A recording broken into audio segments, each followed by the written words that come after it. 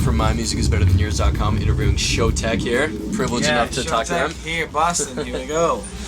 Alright, so I think my main question is, I think, why'd you decide to do Identity Festival this year? Like, what attracted you to it? What was the story behind it? Well, Identity Festival, we heard about it last year, and our agency is in Canada, Toronto, and they told us like, hey, there's a big tour coming up. You guys are interested in doing a whole tour, and they were interested in booking us, so we just talked about it. And yeah, we're lucky. We have 17 bookings. I think it's the whole tour, and that's why we are staying in this bus. It's our home for the next few weeks. Yeah, it's great. And it's gonna be rock and roll. So yeah, why? Actually, it was a new experience for us as well. We never had a tour bus before. No, normally fly in and out, hotel in and out, and like you don't get much of sleep. So this is actually perfect. We do our show. We're really like awake, like a lot of energy on stage. So it's the best experience for us in our career so far, like performing wise. Right. Yeah, I was gonna ask if you ever done anything like this before, but obviously not. No, it's the first time. We're like platinum members for KLM and Delta and stuff, because we have like 120 flights a year. Right. But this is actually a lot easier. So yeah, we love it. Very cool. So I know the tour just started. Any highlights so far from the tour? Anything? Yeah, it just started 7 days ago, but we really loved the show in Detroit because we have never been to Detroit before, and we just played there and we just like a block party. The block party. It was crazy, awesome. and we had a great weather, a lot of people there, and it was an awesome party. But the other shows were great as well. It just had 3 shows so far. Just 3 shows. So we're just getting started, and I heard like they got like 10,000 people here this day, so it's gonna be awesome tonight. It's gonna be first time Boston as well, I think. Yep. So we had some good tweets about it. So let's see what happens. Very cool. Yeah. So artists on the tour, there's a lot of them. What you got any of your top picks that you like watching a lot, or have you been able to see it? Yeah, we went to the first night. I think it was in Cincinnati. Detroit went to Excision because I listened to his live of DJ sets before and never saw him in person.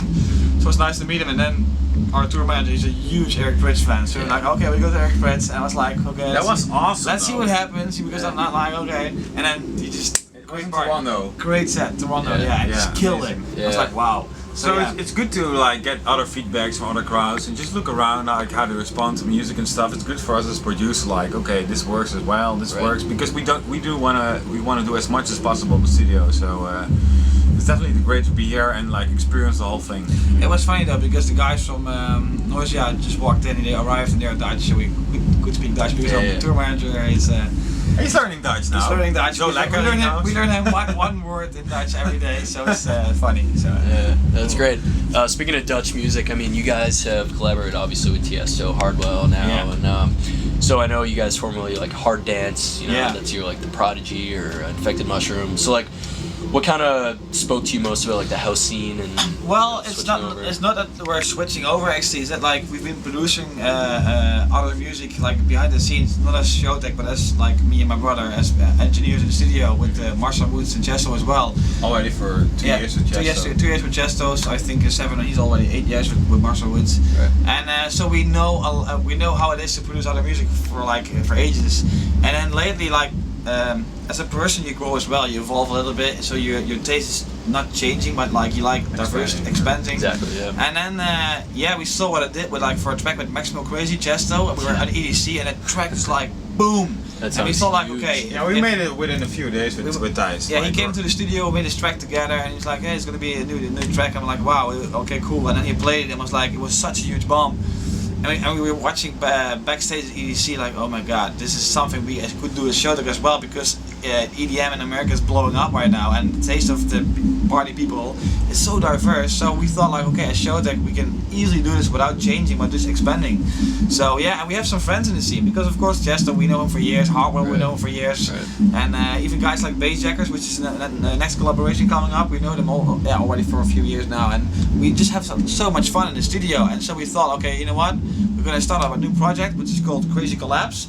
And it means we're gonna work with people we really admire or we like as in person, and just have fun in the studio and go from left to right. The next one may be like a fucking 180 BPM dubstep track with, I don't know, noisy or excision, just name it. Yeah. And we just want to make our sets more like diverse. Right. Because normally we used to play, we come from Holland, so you have more like a genre-based country, and what we noticed like, okay, you play 1 or 2 hours, it starts from here to here, it's more like a small range, and we're like, okay, we want to do more. So that's also a reason we travel a lot around the world, Asia, Australia, America, Europe, everywhere, you know, you name it.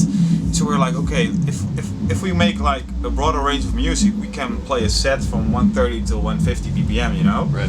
And that's why the idea started, and now we just like doing this, and we're having so much fun in the studio, and we gain so many new fans in a short amount of time. And like, to make it's crazy. And to make one thing sure, it's all about fun and making music. We're artists. We're doing this because we love to do this. Right. And if you're an Italian guy and mom gives you fucking pizzas every day, you think like, oh, I want to have some German sausage. Come on, give it to me. You know. So that's the same with us. You know, we want to do this. Yeah, give it to me. So we want to do this. You know, and it's just like it's all about fun. There you go. So, that's passion right so there. why should we imagine like Chester is sitting behind us in the studio, next to me in the studio, and he's there and like we're having fun and the beat is going on and like fuck, this track is amazing. Why the fuck should we hold back and say like, oh no, it's not that kind of style that people use? Fuck that shit, man. We're open-minded people. We know that 80% of our fan base is open-minded. Let's do it and gain thousands of new fans and just play from left to right. And we have to be honest, we have more fun the last year as well. Yeah, we have like, a lot of people fun. love it. They love the new tracks. Of course, it's great when you play it. They know it, you know. Right. So it's just we have so much fun now, and like we're the happiest guys in the world at the moment. So that's amazing. That's all that matters. I mean, yeah, but fun is success for us. You know what it means? It's not about money or being #1 DJ in the world. Fun is like, look at this. This is a rock and roll sort of superstar bus, tour bus. 5 years ago, we're like, what the fuck is gonna happen next 5 years? We made a plan in our head, like, hey, we're just going to grow and see what happens, have fun, and as long as we have fun, we're gonna continue. Well, this is the best thing you can get as an artist, right? And don't ask for it, just let it happen. Yeah, never. That's so, I mean, I guess, you know, personally, I've never seen you guys live. What can the fan base expect from you guys live? You know, give us a little preview, if you will. He's doing the mixing. Yeah. So yeah, it's up to me actually. You know, sometimes I play. He's like, fuck, you sure? Yes, I'm sure. Just go with it, right? So yeah, we play like 80%, 90% our music. Yeah, practically anything. You know, some classics, some new stuff, the new collabs. Some major tracks that are out right now from other artists, but we love to play as much of our own stuff as possible. So but we have to play some tracks people really want to hear. You know, like we have to play Hell Yeah because it's a great track with Chester. But we also have to play FTS, which is a classic hard dance track from us, and people know it from us from back in the scene. So we have to play it as well, and everything between there. Yeah, let's see what happens. It depends which stage you go as well. So. And do you find yourselves mixing it up, you know, from city to city, making it a little different, or you kind of go with something that works? Well, I think there's a few tracks you just mentioned. You practically play any set, otherwise they're gonna throw bottles at your face. So, and we love to play them, you know, and to see how they respond as well. You know, maybe it's a huge hit in New York and they think it's crap in LA. You know, so but you have to see it, otherwise you'll never know. Yeah, so very diverse from left to right and front to back, but always fucking Showtek. Yeah, that's awesome. Do you have like champagne dreams? Like what's up here that you're trying to get to? We're already there. Like we're happy. We're doing what we want to do. If we can do this for 15 years, I sign a contract right now. Yeah. Is there like an ultimate goal or? Yeah, but it's all. That's what you said, and I think yesterday you mentioned like it's really cool to look what's gonna be next, you know, because there are guys like Skrillex and like they are like top notch, and it's cool to like it would be cool to be there. But if you look down where you came from, like whoa, it's a long fucking journey, and being here is like we never expected this. So. Yeah, the grass is always green on the other side, but we're happy with our own grass at the moment, so we'll see what happens. So, and I don't mean weed, I mean just regular grass. You have to walk on and let the water shit on it. Why not? Let the smoke it, light it up. Yeah. So, but of course, So, at the moment you have your private jet, and then like, whoa, that would be like, fuck. but not necessary. You could be like, whoa, that's crazy. Okay. So- Go ahead. Oh yeah, I would love to mention if people want more info about us, they have to go facebook.com/showtekofficial, of course. You're making a Check us out. hell of an advertisement this today. Like, Oh, follow us. so last question before we part ways. Biggest compliment anyone ever has given you as artists, as people, something you just made you feel great. It was funny. It's hard to mention one, but like the bus driver, he drives other artists like for several years right now. He said like, you're actually the first guys who are just down to earth, not bitching about, hey, the toilet is dirty, or where's my fucking towel, or oh, the music is too loud, or like, hey, I don't feel well, can you please leave the bus? But that's more personally. Yeah, that's personally, but we heard, he told us like, hey, you guys are really down to earth, and I really appreciate you guys having in the bus. So that was really nice to hear that, like, just. But I from a think guy like the that. other big one was Chesto Thijs. We're working with him now for 2 years and already happy with that. And if those kind of people want to work with you, you know you're good. So you have to. Yeah. Thank you, Thijs.